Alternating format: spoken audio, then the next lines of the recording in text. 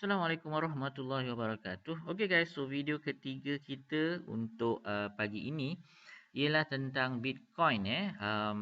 Semalam kebetulan ada kawan saya tanya tentang investing in Bitcoin. So definitely boleh lah kalau anda nak invest in Bitcoin, cuma kena gunakan proper punya orang kata apa tu agensi, bukan agensi lah. Proper platform. Kat Malaysia ni sebenarnya dah ada 3 platform yang dah diregulated oleh SC. Yang pertama, if I'm not mistaken, Luno. Yang kedua, Tokenizer. Yang ketiga, saya tak ingat. Okey. Tapi kalau anda nak invest, macam saya ni, saya lebih melihat kepada trading. Mana yang bergerak ada candle, saya trade. Itu saja. Okey. So, alang-alang ditanya tu, jadi saya tunjuk ke anda chart Bitcoin. Apa yang dah berlaku dekat Bitcoin ni? Now, first of all, macam biasalah kita tengok harga tinggi untuk Bitcoin ialah 64885.99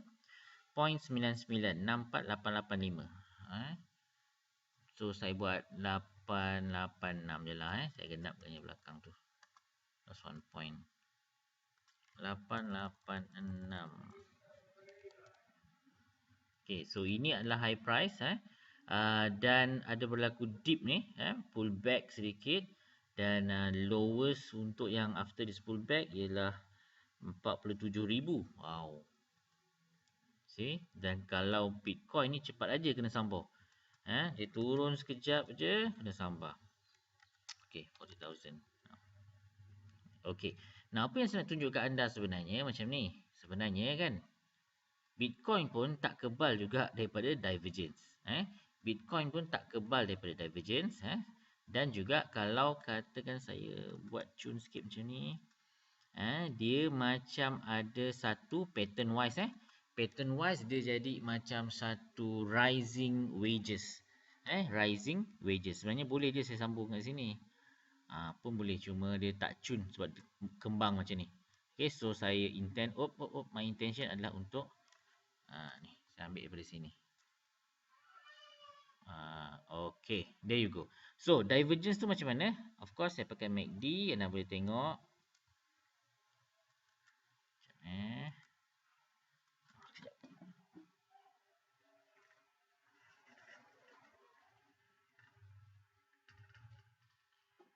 Okay, sekejap iklan sekejap, jangan sebelah datang renovate rumah pula.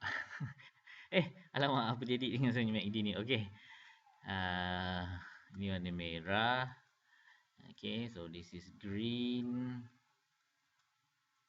Okay, there you go. So, kalau anda lihat di sini, high. Yang ini high, low high and lower high. So, ada divergence dekat MACD pula. Dekat Bitcoin, ada engulfing dan this is a breakout. Okay, price turun lebih rendah daripada this low, which is good. Okay, dan kalau anda nampak dia punya break daripada low ni, dia tak cantik. See? Nampak tak? Breakout dia tak cantik. Tak lawa. Tak lawa breakout kat sini. So, bila price tak break dengan proper, satu low, dua low dekat sini, price body wise dia engulf dan nampak dia naik. Okay. Kalau anda tengok price activity dekat bawah ni, kan, tengok price activity saja. Okay, see? Ada shadow yang panjang, lower shadow yang panjang. Okay, ni H1. Okay, naik, turun, break, dia macam double bottom. Macam double bottom. So, bila dia break sini, dia double bottom. Tapi double bottom di H1, bukan di daily. Biasanya double bottom ataupun double top. Chart pattern ni yang cantik kalau dia dekat daily. Tapi dekat H1 ada. Ada. Cuma mungkin impact dia tidak kuat.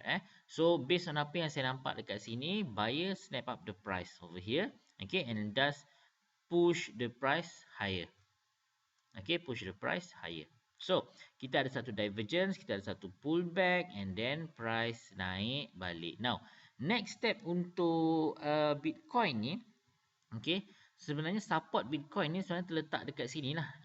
Kalau kita ambil low dekat sini 50368, 50368 kita ukur satu 68, okey, 50,000 tu, dan juga yang ini 47,000 ni. Okey.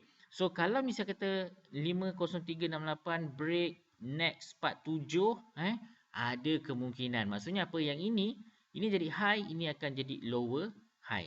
Sebab apa? Saya nampak dekat sini, dekat MACD ni, momentum ni dah start bearish. Dah start bearish. This is where the buyer snap the price. Maksudnya dia beli. Tapi boleh tak dia hold? Okey, kalau misal kita price naik, price turun, tapi dia tak break 503 ni, dia naik balik. So ini akan jadi satu low dan ini akan jadi higher low. So dia akan buat satu bullish leg. Kaki bullish yang baru.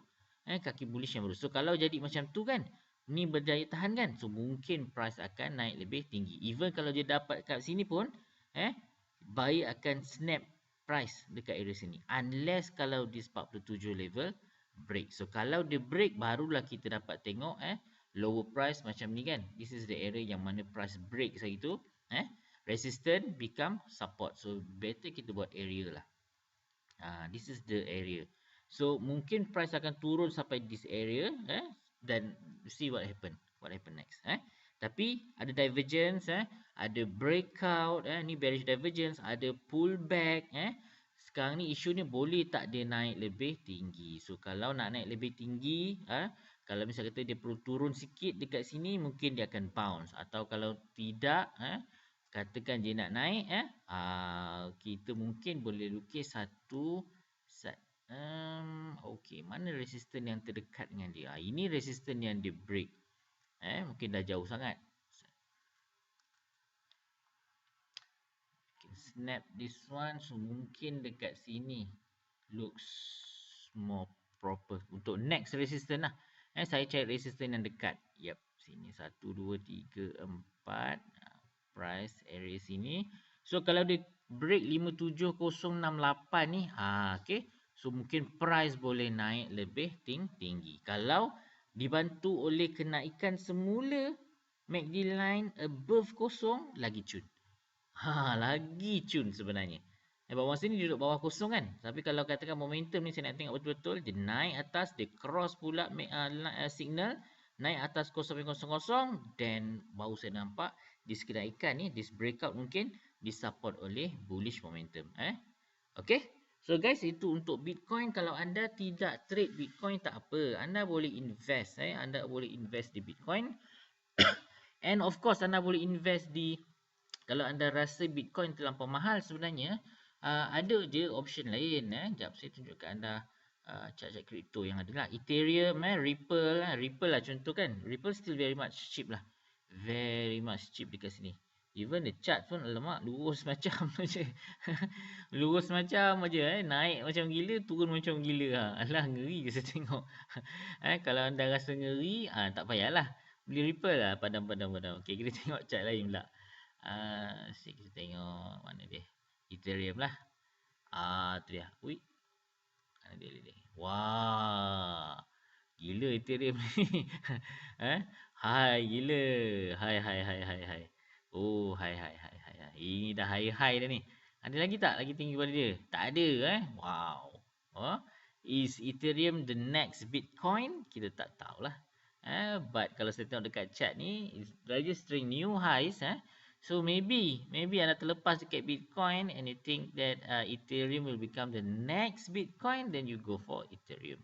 Okay, if the price is much cheaper lah, 2724. The one that we saw dekat Bitcoin ni kan, 2724 is somewhere bila ni.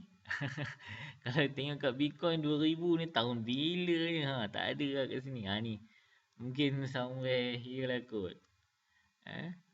Ni 2008, 2004 tu dah lama dah.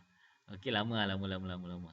So kalau anda rasa Ethereum pun boleh jadi seperti Bitcoin, then you go.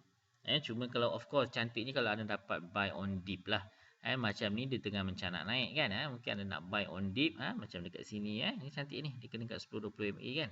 It's nice. Tapi Ethereum saya nampak very much bullish.